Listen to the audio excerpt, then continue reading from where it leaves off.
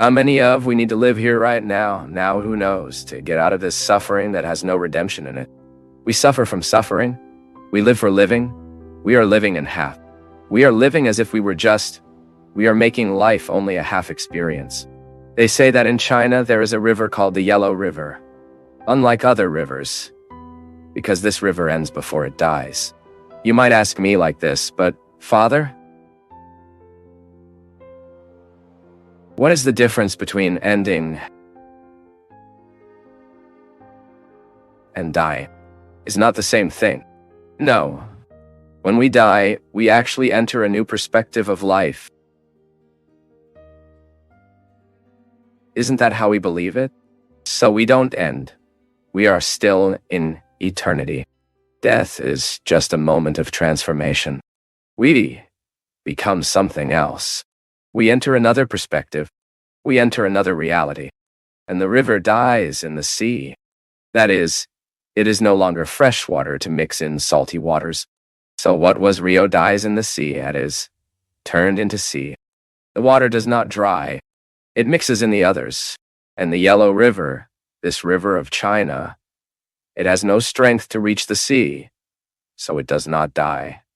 It ends. It will dry. It has no strength to go further. It does not reach its final destination. And you see that the remansion of the waters of a river has no other meaning if it does not lead it to die in its final destination. That is not a sad thing. Death is not a disastrous event for the Christian. Also for the river, it is not. To die at sea is to reach the final destination, the long-awaited destination. The movement of the waters wants nothing but to launch it to its final destination. You see that a river, it is only able to reach the sea as it has tributaries. This is as he has other rivers who join him, where he is not alone. Because alone he dies. He ends before he died. Alone, he does not reach the final destination. How many of us don't risk this yellow king either? The expression itself says, right? There in Minas, when we are not there, this half yellow. And that yellow smile we talk, right? Dull, lifeless. You have a yellow smile today. That is, it's a smile that is ending. It doesn't even start. It's over. Looks like just smiling by.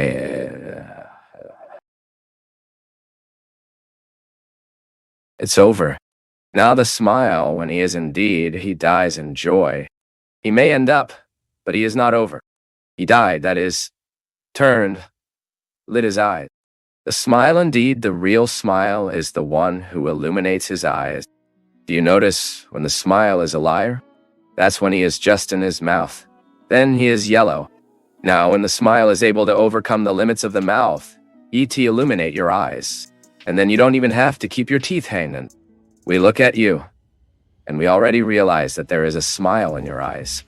A word we can understand wrong.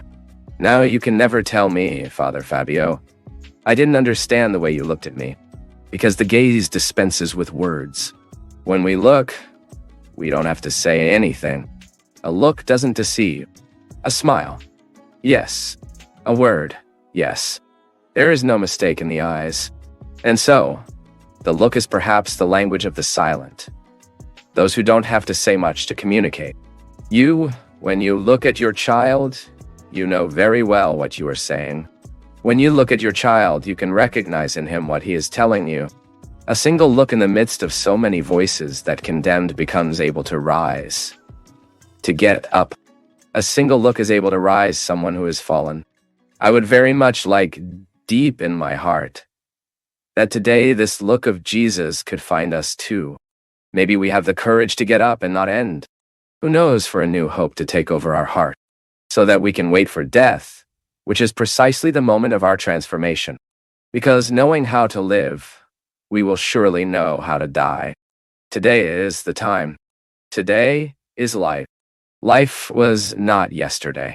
What was yesterday no longer has decision power over us, can even influence. But it's not decisive anymore because it's over. Now, today is the day to look. Today is the day to find out that there is still a way. Today is the day to decide. Who knows how to look for a tributary? If you are a river that is very without water today, if today you don't have much water to reach the final destination, look for the tributaries. We can only reach the end if we have tributaries, if God is helping to go through others, if other people are entering our history. If we hold on to the other, in fact, responsibly, not to point out what was wrong. How many children are there? How many weddings ending up Yellow River? Do you know why? Because water is lacking to bring to the end. And waters are words that will help us win slowly, which will help us overcome obstacles.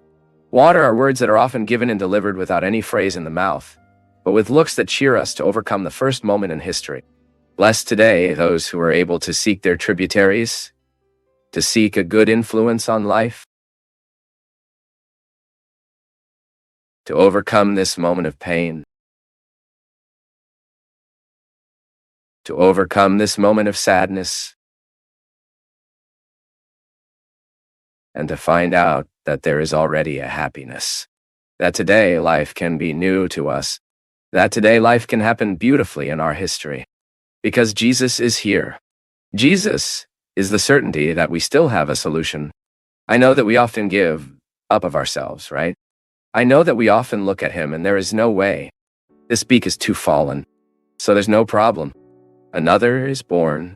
Just have the courage to tear it out.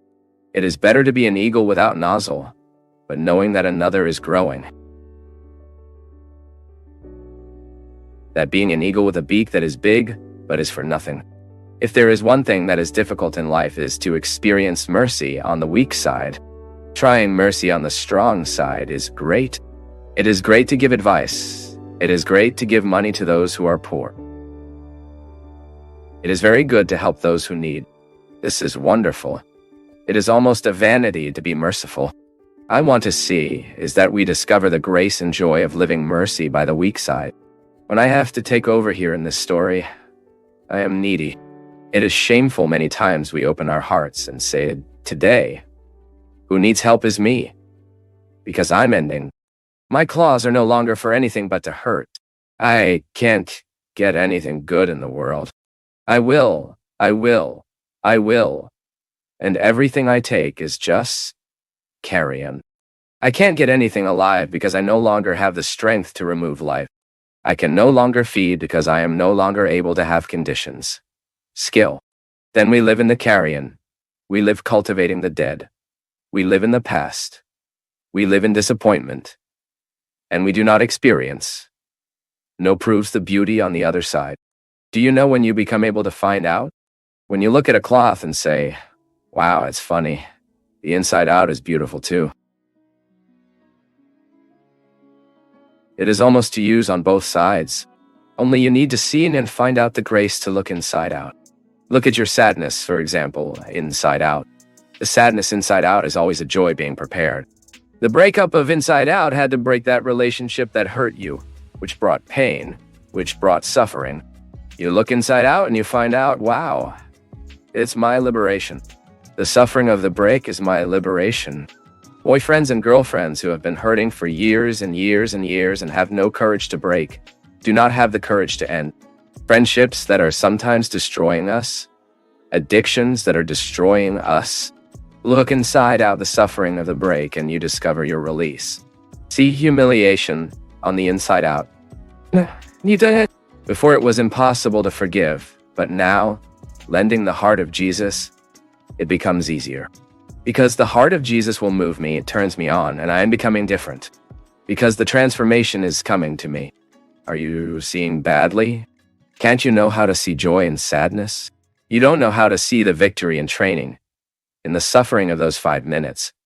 Ask God for his glasses.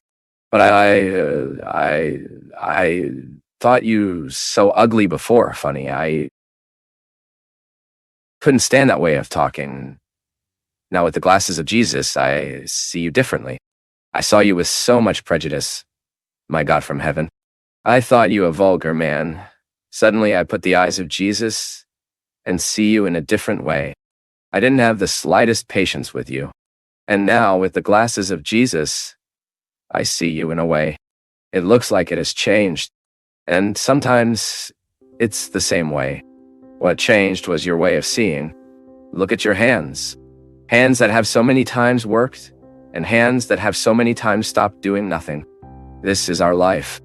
And think that in these hands, God decided to put your happiness. The present is there, only that is wrapped. It is necessary to have the courage to open the package. And inside this box, God has put a pair of glasses.